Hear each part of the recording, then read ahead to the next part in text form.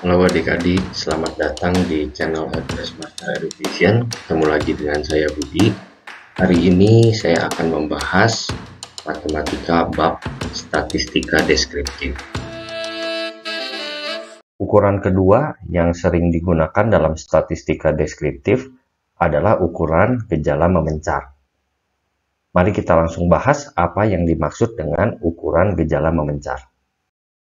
Ukuran gejala memencar digunakan untuk mengetahui apakah data-data yang kita amati mencapai nilai yang berbeda atau tidak. Untuk melihat bagaimana gambaran data-data itu menyebar, kita menggunakan ukuran. Nah, ukuran itu kita sebut sebagai ukuran gejala memencar. Apa saja yang termasuk dalam ukuran gejala memencar? Pertama, kita bisa mengukur penyebaran data itu menggunakan ukuran kuartil. Lalu yang kedua, kita bisa menggunakan rataan kuartil. Yang ketiga, rataan 3. Yang keempat itu jangkauan. Yang kelima, hamparan. Keenam, simpangan kuartil. Ketujuh, langkah. Kedelapan itu pagar luar dan pagar dalam. Lalu yang kesembilan adalah simpangan baku. Yang kesepuluh, ragam. Yang 11 itu adalah simpangan rata-rata, dan yang terakhir itu adalah statistik 5 serangkai. Nah, jadi ada 12 ukuran yang bisa dipakai untuk melihat bagaimana data itu menyebar. Kita akan langsung bahas satu persatu. Ukuran penyebaran data yang pertama yang akan saya bahas adalah kuartil. Kuartil didefinisikan sebagai nilai yang membagi data menjadi 4 bagian sama besar. Nah, apabila data yang telah diurutkan saya ilustrasikan sebagai sepotong kue, lalu kue ini akan saya bagi menjadi 4 bagian sama besar, maka saya memotong kue ini sebanyak 3 kali. Dengan cara memotongnya disebut Q1, Q2, Q3. Nah, Q itu adalah lambang dari kuartil. Jadi cara memotongnya ada 3, kita sebut dengan Q1, Q2, Q3. Sehingga kue ini menjadi 4 bagian sama besar. Q1 itu disebut sebagai kuartil bawah, lalu Q2 disebut sebagai kuartil tengah, dan Q3 itu disebut sebagai kuartil atas. Nah, untuk mencari kuartil saya akan jelaskan melalui contoh. Adik-adik bisa simak contoh di bawah ini. Tentukan Q1, Q2, Q3 dari data tunggal di bawah ini. Nah, ini diberikan data tunggal dalam bentuk tabel. Ya. Nah, jadi data 2 ini ada 2 buah. Lalu data 3 ini ada 4 buah. Dan data 4 ada 5 buah dan seterusnya. Nah, adik-adik untuk mencari kuartil yang jangan lupa itu adalah datanya harus diurutkan terlebih dahulu. Jadi, setelah diurutkan, saya akan memiliki statistik jajaran. Tadi bisa dilihat itu 2-nya ada 2, 3-nya ada 4, lalu 4-nya ada 5, dan seterusnya. Nah, sekarang kita akan mencari Q1. Karena Q1 itu membagi data menjadi 1/4 bagian, ya, Q1, jadi 1/4. 4-nya dari mana? Karena kuartil. Kuartil itu membagi 4 bagian, ya. Maka posisi Q1 itu adalah data ke 1/4 N plus 1.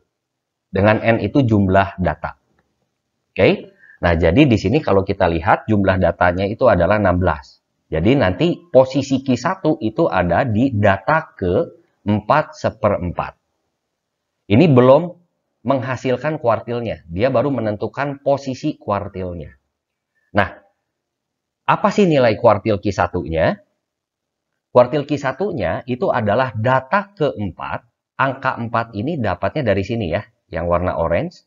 Lalu ditambahkan dengan 1/4. 1/4 ini dapatnya dari yang pink tadi. Dikalikan dengan data ke-5 dikurangin data ke-4. Kenapa data ke-5 selalu data setelah data yang ini ya, data yang ke-4, yang di depannya. Lalu dikurangin dengan data ke-4-nya. Oke? Nah, data keempat, kalau kita lihat, itu adalah 3. Ya, karena sudah diurutkan. Ditambah dengan 1/4 dikali dengan data kelima. Nah, kebetulan data kelimanya juga 3. Jadi nanti hasilnya kalau kita hitung itu adalah 3. Oke? Nah, supaya lebih jelas kita bandingkan dengan Q2. Ya. Q2 itu adalah data ke 2/4 dikali N plus 1. Nah, kenapa 2? Karena ini yang mau dicarinya Q2. Kenapa per 4? Karena kuartil membagi 4 bagian sama besar. Jelas ya adik-adik ya. Nah, data ke 2/4 dikalikan dengan N plus 1 itu akan dihasilkan yaitu data ke 8,5.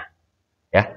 Nah, untuk mencari Q2-nya sendiri, ya, berarti sekarang kita gunakan data ke 8. Ya, karena di sini angkanya 8. Nah, kalau tadi Q1 di sini angkanya 4, jadi di sini data ke 4. Kalau Q2 di sini 8, ininya angkanya jadi data ke 8. Ditambahkan dengan setengah dikali data ke 9. Jadi selalu data sesudahnya. Dikurangi dengan data ke 8. Nah, data ke-8 itu kalau kita lihat, itu adalah 4, dan data ke-9 itu adalah 4, jadi tinggal kita substitusikan saja, dan kita mendapatkan Q2-nya itu adalah 4. Oke, nah yang terakhir, Q3 itu data ke berapa adik-adik? 3/4 ya, betul ya, 3/4 dikali dengan N plus 1. Nah, nanti sehingga dihasilkan Q3 itu posisinya ada di data ke 12 3/4. Nah, dengan cara yang sama, berarti nilai Q3 itu adalah data ke-12 ditambah 3/4 dikali data ke-13 dikurangi dengan data ke-12. Data ke-12-nya itu adalah 5 dan data ke-13-nya adalah 6. Sehingga nilai Q3-nya kita dapatkan 5/3/4. Selain kuartil, data juga bisa dibagi menjadi 10 bagian sama besar. Nah, istilahnya kita sebut sebagai desil. Jadi desil adalah nilai-nilai yang membagi data menjadi 10 bagian sama besar. Bila kita ilustrasikan seperti kuartil tadi, kue ini akan dipotong menjadi 10 bagian sama besar, maka kita memotong dengan 9 cara, yaitu kita sebut D1, D2, D3 sampai dengan D9. Ya. Nah, untuk mencari desil, saya akan gambarkan melalui contoh supaya adik-adik lebih jelas. Tentukan desil 1, desil ke-4, dan desil ke-7 dari data tunggal di bawah ini. Saya menggunakan data yang sama, jadi kita menggunakan statistik jajaran yang sama dengan contoh yang sebelumnya. Nah, untuk mencari desil pertama, adik-adik udah bisa tebak ya, berarti ini posisinya data ke berapa nih? Desil pertama berarti 1 karena desil itu membagi 10 bagian sama besar, jadi 1/10. Dikali dengan jumlah data ditambah 1. Nah, nanti kita akan mendapatkan hasilnya yaitu data ke 1/7/10. Oke? Nah, ini belum ya, belum hasilnya. Ini baru menentukan posisinya. Nah, sedangkan nilainya atau hasilnya dari desil pertama ini itu adalah data ke 1, angka 1 itu dapatnya dari yang orange itu ya, tadi di atas, ditambah dengan 7/10 dikali dengan data kedua dikurangi data ke 1. Jadi nanti kita lihat data ke 1 itu adalah 2, lalu data kedua itu adalah 2, jadi desil pertama itu adalah 2. Oke? Nah, yang keempat, desil keempat, itu kita dapatkan atau posisinya itu berada di data ke 4/10 dikali N plus 1. Sehingga nanti kita akan dapatkan desil keempat itu data ke 8/10. Ya. Nah, sehingga nilai dari desil keempat itu adalah data ke-6 ditambah 8/10 dikali dengan data ke-7 dikurangi dengan data ke-6. Ya. Nah, data ke-6-nya kalau kita lihat itu adalah 3, lalu data ke-7-nya kalau kita lihat di atas itu adalah 4. Oke, sehingga nanti kita akan mendapatkan desil ke-4 itu adalah 3,8. Oke. Dengan cara yang sama kita bisa mencari desil ke-7. Oke, berarti datanya data ke-7/10, betul ya. Nanti desil ke-7 itu ada di posisi data ke-11, 9 per 10. Nah, dengan cara yang sama tadi, ya, desil ke-7 itu adalah data ke-11 ditambah 9 per 10 dikali data ke-12 dikurangin data ke-11. Sehingga nanti kita akan mendapatkan hasilnya desil ke-7 itu adalah 4,9. Juga selain kuartil dan desil, data bisa dibagi menjadi 100 bagian sama besar. Nah, istilahnya kita sebut dengan persentil. Sesuai dengan ilustrasi yang sebelumnya, apabila saya memiliki sepotong kue, lalu saya akan bagi kue ini menjadi 100 bagian sama besar, maka saya akan potong kue itu sebanyak 99 kali. Ya, jadi nanti ada 99 buah nilai persentil. Nah, persentilnya diberi lambang P besar. Oke. Nah, untuk mencari persentil digunakan cara yang sama dengan menentukan kuartil dan desil. Kita langsung lihat contohnya. Saya akan berikan satu contoh saja karena pada konsepnya menentukan persentil itu sama dengan kuartil dan desil. Oke, tentukan persentil ke-17 dari data tunggal di bawah ini. Nah, datanya itu sama seperti yang sebelumnya. Jangan lupa adik-adik langkah pertamanya itu apa? Ya, diurutkan dulu ya. Jadi kita cari dulu statistik jajaran. Ya, setelah kita urutkan, kita tentukan dulu posisi persentil ke-17. Ya. Berarti posisinya ada pada data ke-17 per 100. Kenapa per 100? Karena nanti dibagi menjadi 100 bagian sama besar. Oke. Biasa kita kalikan dengan banyaknya data plus 1. Sehingga di sini saya mendapatkan persentil ke-17 itu berada pada data ke-289 per 100. Nah, nilai persentil ke-17-nya itu adalah data kedua ditambah dengan 89 per 100 dikali dengan data ketiga dikurangi data kedua. Jadi caranya sama ya. Nah, nanti kita tinggal hitung sendiri. Kita bisa lihat data kedua itu adalah 2 dan data ketiga itu adalah 3. Lalu hasilnya itu adalah 2,89.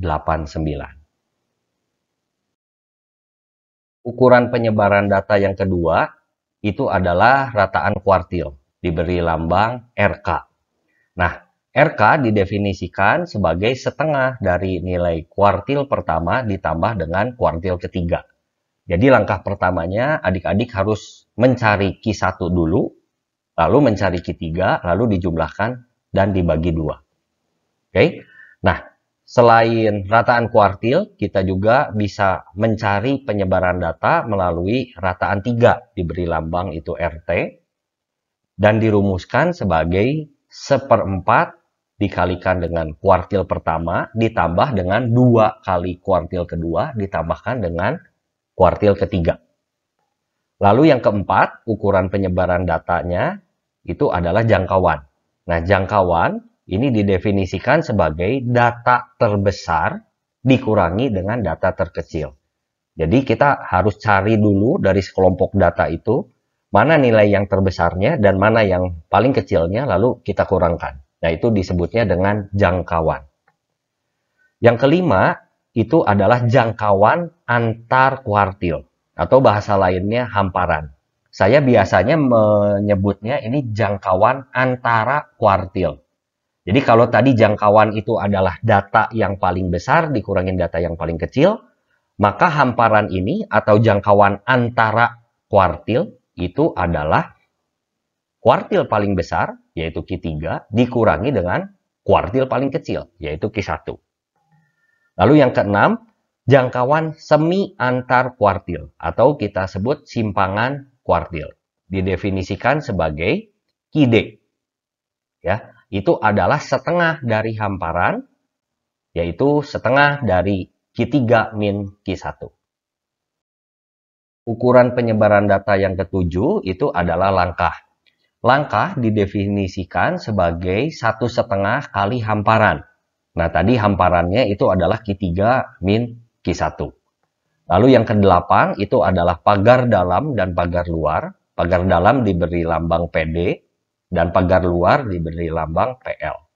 Nah, pagar dalam itu adalah Q1 dikurangi dengan langkah, lalu pagar luar itu adalah Q3 ditambah dengan langkah. Nah, lalu data-data atau kita beri lambang XI yang terletak di antara pagar dalam dan pagar luar itu disebut data normal. Nah, sedangkan data-data yang di luar pagar dalam dan pagar luar itu kita sebut sebagai pencilan. Ya, atau bahasa lainnya mungkin kita bisa sebut data yang terpencil, data yang aneh gitu ya, aneh sendiri gitu. Misalnya data pencilan itu bisa kita ilustrasikan seperti ini.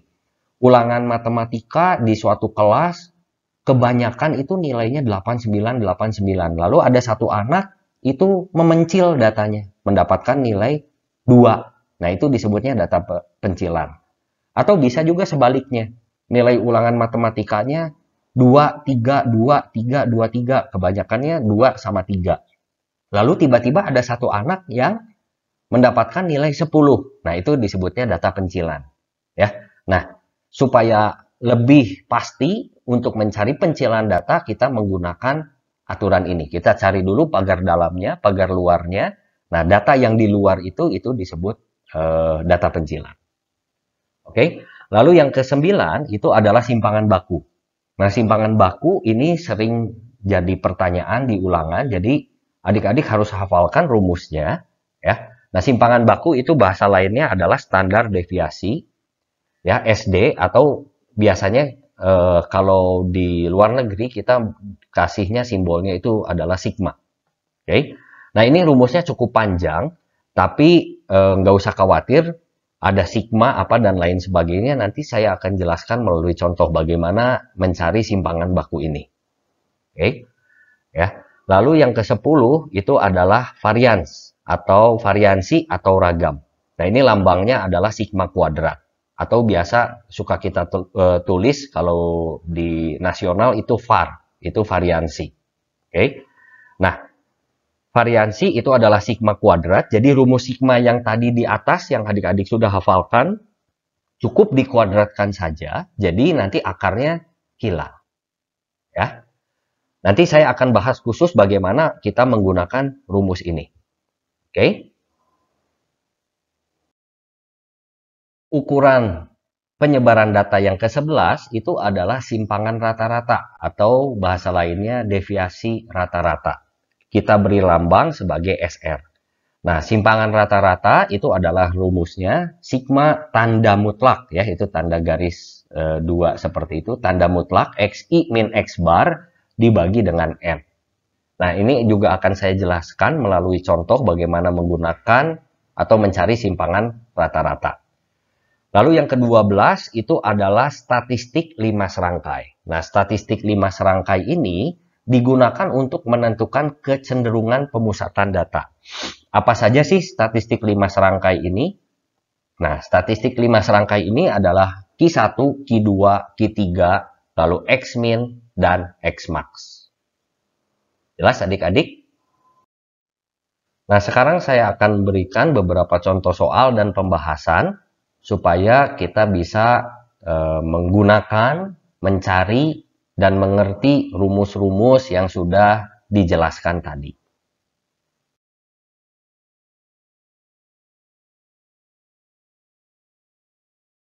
Baik, sekarang kita akan langsung simak contoh soal dan pembahasan yang pertama. Diketahui data hasil ulangan 8 siswa sebagai berikut, yaitu 20, 30, 50, 50, 40, 10, 50, dan 70. Nah, yang pertama itu adalah tentukan rataan kuartil. Nah, untuk mencari rataan kuartil, tentu saja adik-adik harus hafal rumusnya. Rataan kuartil itu adalah setengah dikalikan dengan Q1 ditambah dengan Q3. Nah, berarti sekarang kita harus mencari nilai Q1 terlebih dahulu. Nah, adik-adik jangan lupa untuk mencari Q1, kita harus mencari statistik jajaran. Atau dengan kata lain, kita harus urutkan datanya terlebih dahulu. Nah, kita urutkan dulu data ini. Yang paling kecil 10, lalu 20, lalu 30, lalu 40, lalu 50-nya ada 3, dan yang terakhir itu adalah 70. Oke. Nah, untuk mencari Q1, kita sudah bahas sebelumnya, Q1 itu adalah data ke 1/4 ya, dikali dengan jumlah data atau banyaknya data ditambah 1. Nah, sehingga kita hitung ini data ke 1/4, tadi banyaknya datanya ada 8 buah, berarti ini 1/4 dikali 9. Berarti nanti Q1 itu posisinya ada di data ke 1/4.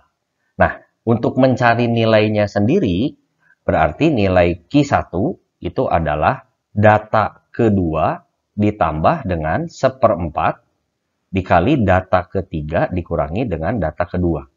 Oke. Data kedua kalau kita lihat di atas itu adalah 20 ditambah 1/4, data ketiga 30 ya. Kita harus menggunakan data yang sudah diurutkan. Jadi 30 dikurangi dengan 20. Nah, jadi di sini kita dapatkan 20 ditambah dengan 10/4 atau 2,5. Jadi hasilnya adalah 22,5. Nah, ini adalah nilai Q1-nya. Lalu kita harus mencari Q3 juga. Nah, Q3 caranya sama ya. Q3 itu adalah data ke 3/4 dikali dengan N plus 1. Jadi Q3 itu adalah data ke 3/4 dikali dengan 9. Ya. Nah, jadi nanti data ke 327 dibagi dengan 4. Jadinya 6 3/4 ya. Oke. Nah, nilai Q3-nya itu adalah data ke-6 ditambah dengan 3/4 dikali data ke-7 dikurangin dengan data ke-6. Nah, data ke-6 kalau kita perhatikan adalah 50. Ya. Lalu data ke-7-nya juga sama, itu 50 dikurangi dengan data ke-6 50. Jadi yang sebelah kanan hasilnya 0, nanti hasilnya itu adalah 50. Nah, setelah tahu Q1 dan Q3, kita bisa mencari rataan kuartil. Jadi rataan kuartil itu adalah setengah, Q1-nya itu adalah 22,5 ditambah dengan 50. Jadi nanti kita akan mendapatkan setengah dikali 72,5. Hasilnya adalah 36,25. Oke?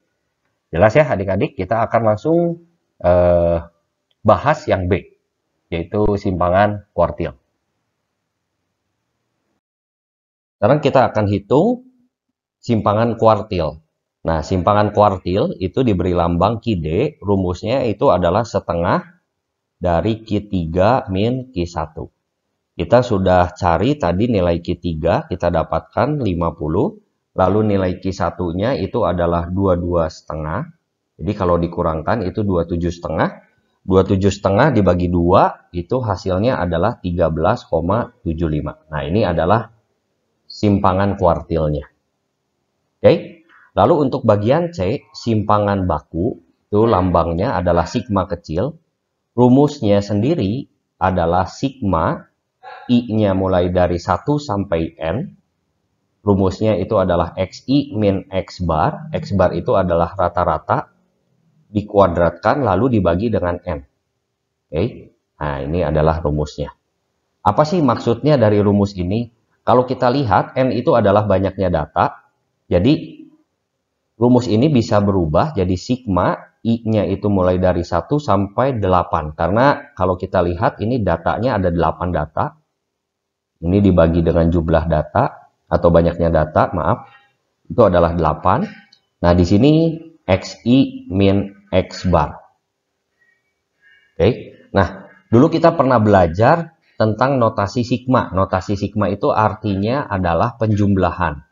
Jadi, hasilnya apabila kita jabarkan, ini adalah X1 dikurangin X bar kuadrat ditambah dengan X2 dikurangin X bar kuadrat ditambah dengan X3 dikurangin X bar kuadrat, ditambah terus kita jumlahkan sampai ke N-nya adalah 8. Jadi adalah X8 min X bar dikuadratkan. Oke. Ini akar, lalu dibagi dengan banyaknya data.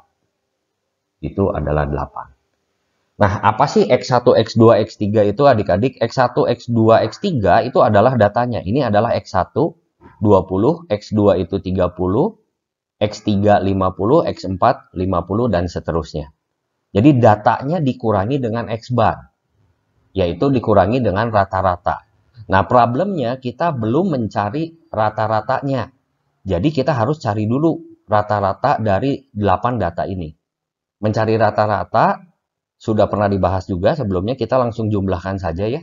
20 ditambah 30 ditambah 50 ditambah 50 ditambah dengan 40 ditambah 10 ditambah 50 ditambah 70, lalu dibagi dengan banyaknya data. Banyaknya data itu adalah 8. Jadi kalau kita hitung ini atasnya adalah 320, lalu dibagi 8. Jadi kita akan mendapatkan rata-ratanya itu adalah 40. Oke. Nah, jadi untuk menghitungnya ini kita langsung X1. X1 itu adalah 20.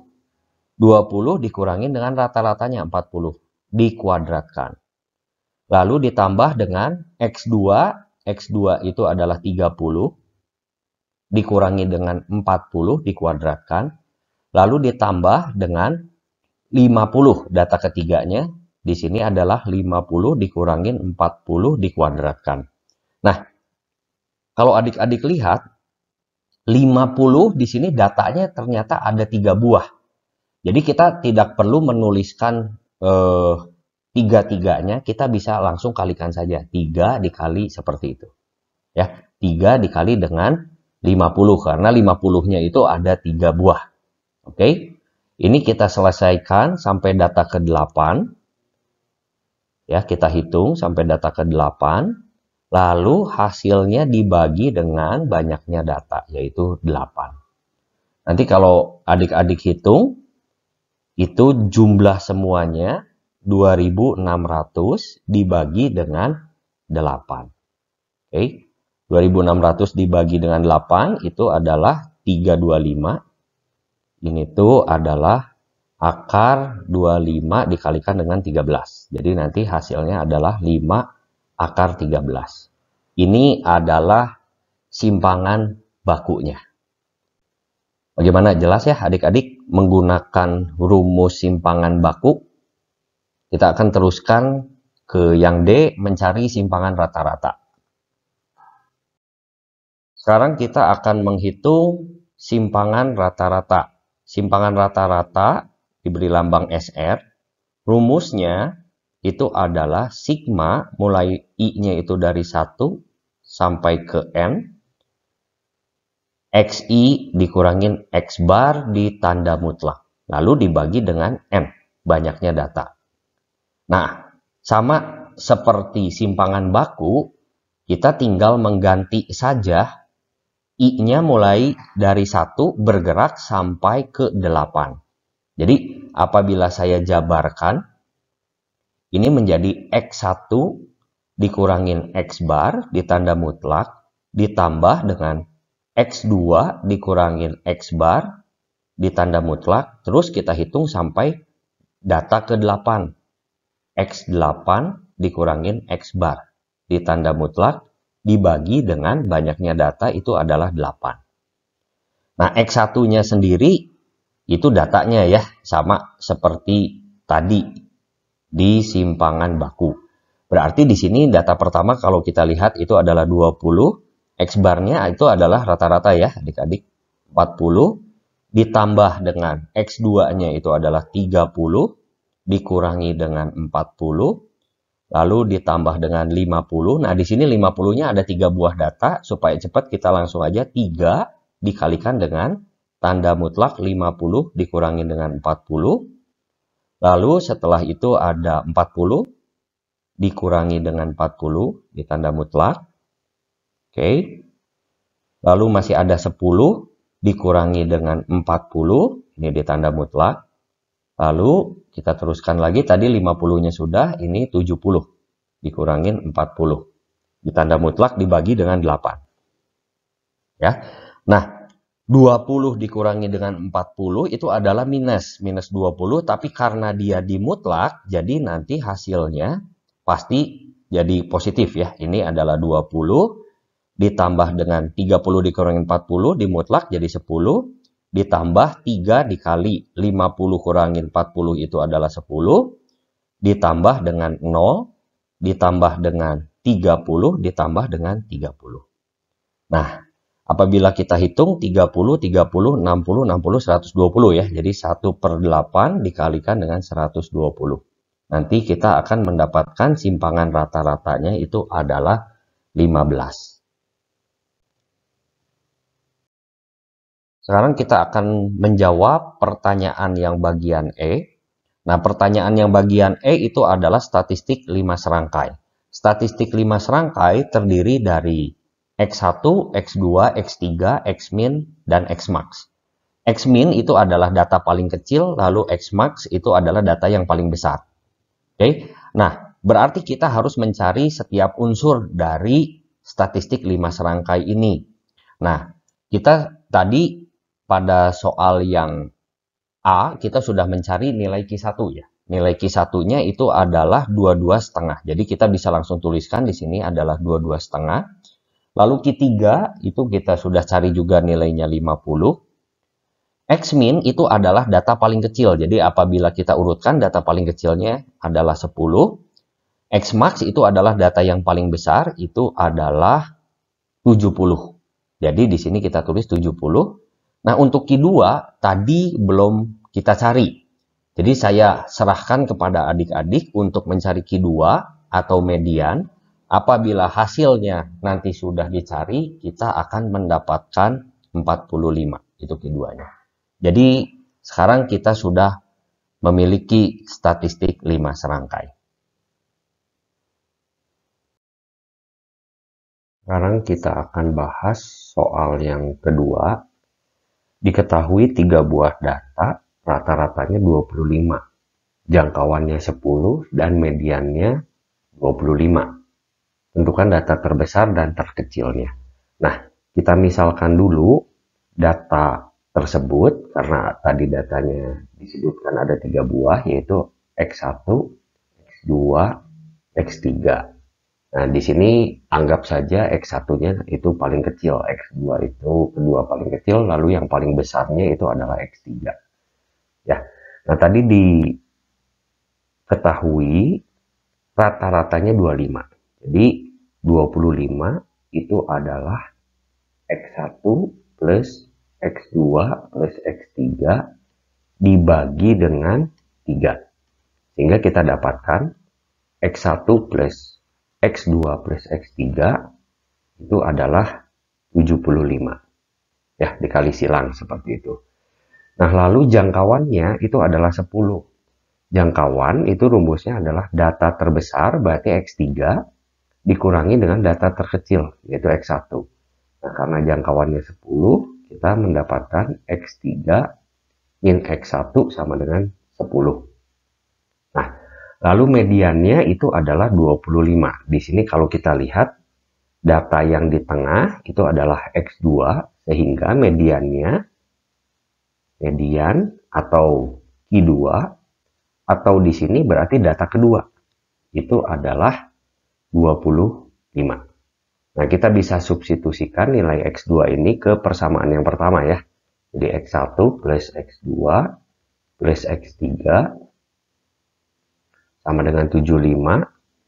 X2 di sini itu adalah 25. Jadi nanti X1 plus 25 plus X3 itu 75.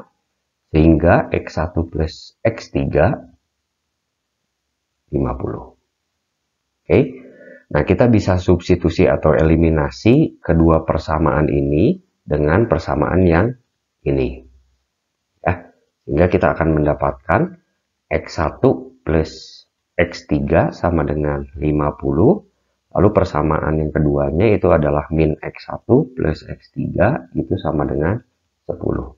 Kita jumlahkan saja supaya X1-nya hilang. Kita akan mendapatkan 2X3 sama dengan 60. Lalu X3-nya di sini kita dapatkan 30. Nah, karena X3-nya 30, maka X1 plus X3 sama dengan 50. Jadi X1 plus 30 sama dengan 50. Kita mendapatkan nilai X1-nya itu adalah 20. Nah, tadi kita misalkan data terkecilnya itu adalah X1, jadi data terkecilnya itu adalah 20. Lalu X3 itu adalah data terbesar, jadi data terbesarnya kita mendapatkan 30. Baik adik-adik, soal yang ketiga ini adalah soal terakhir yang akan saya bahas. Nah, soalnya itu adalah jumlah kuadrat dari n buah bilangan 116, rata-rata bilangan tersebut 5, dan variansinya itu adalah 4. Jadi, langkah pertama saya misalkan dulu bilangan-bilangan itu ada n buah bilangan, jadi bilangan itu adalah X1, X2, X3, terus sampai dengan Xn. Ya, jadi banyaknya ada n buah bilangan. Lalu di sini dikasih tahu oleh soal jumlah kuadrat dari n bilangan. Nah, jumlah kuadrat dari n bilangan itu adalah X1 kuadrat ditambah X2 kuadrat ditambah terus ya, sampai ke Xn kuadrat itu adalah 116. Oke. Lalu yang diketahui kedua dari soal rata-rata bilangan itu. Jadi kalau kita hitung rata-ratanya, berarti ini adalah X1 plus X2 plus terus sampai ke Xn dibagi dengan banyaknya data yaitu N, itu adalah 5. Lalu yang diketahui yang kedua itu adalah variansinya. Nah, variansi itu lambangnya sigma kuadrat. Rumusnya harus hafal ya adik-adik ya. Ini adalah sigma, I-nya itu mulai dari 1 sampai ke N, XI dikurangin X bar, dikuadratkan dibagi dengan banyaknya data. Seperti itu. N di sini.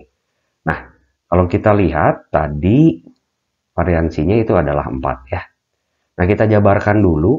Rumus sigma yang besar ini itu adalah jumlah. Jadi kalau saya jabarkan di sini menjadi X1 dikurangin X bar kuadrat ditambah X2 dikurangin X bar kuadrat ditambah terus ya sampai ke data ke N dikurangin X bar dikuadratkan dibagi dengan banyaknya data.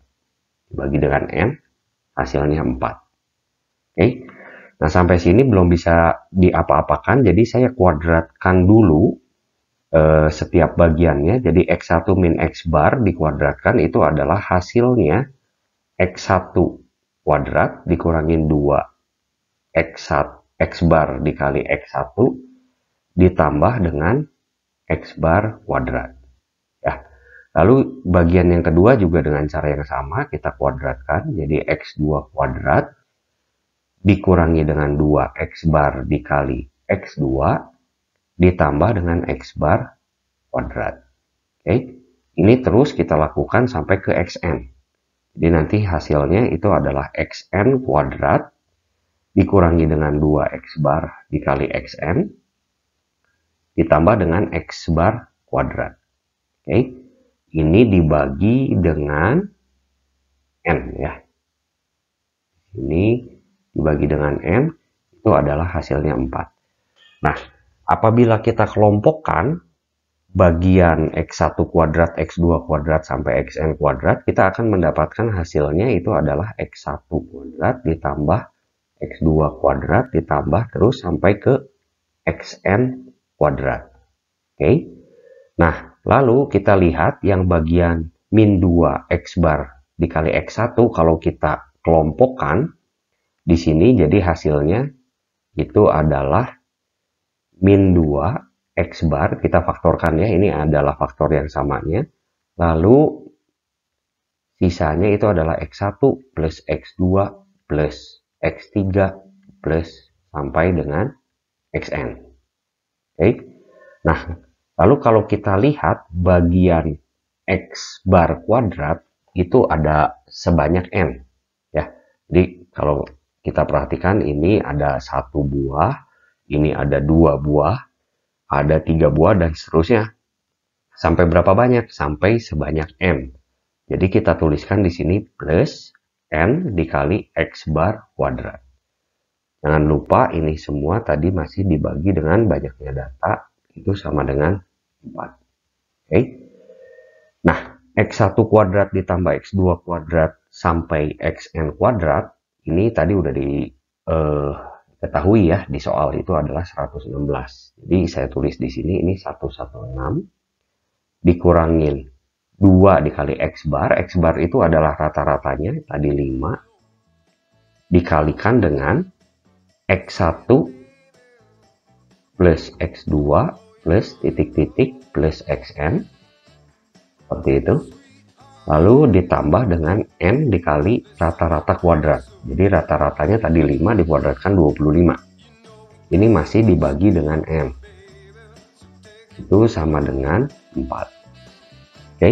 Nah, saya akan bagi si n ini ke setiap bagian. Jadi nanti akan mendapatkan 116 per n dikurangin, ini 2 dikali 5 itu 10, dikalikan dengan x1 plus x2 plus titik-titik plus xn dibagi dengan n, ditambah bagian yang ketiga itu adalah n dikali 25 dibagi n. Jadi hasilnya di sini adalah 25 dengan 4. Nah, kalau adik-adik perhatikan, ini itu adalah rata-rata ya, sama seperti ini.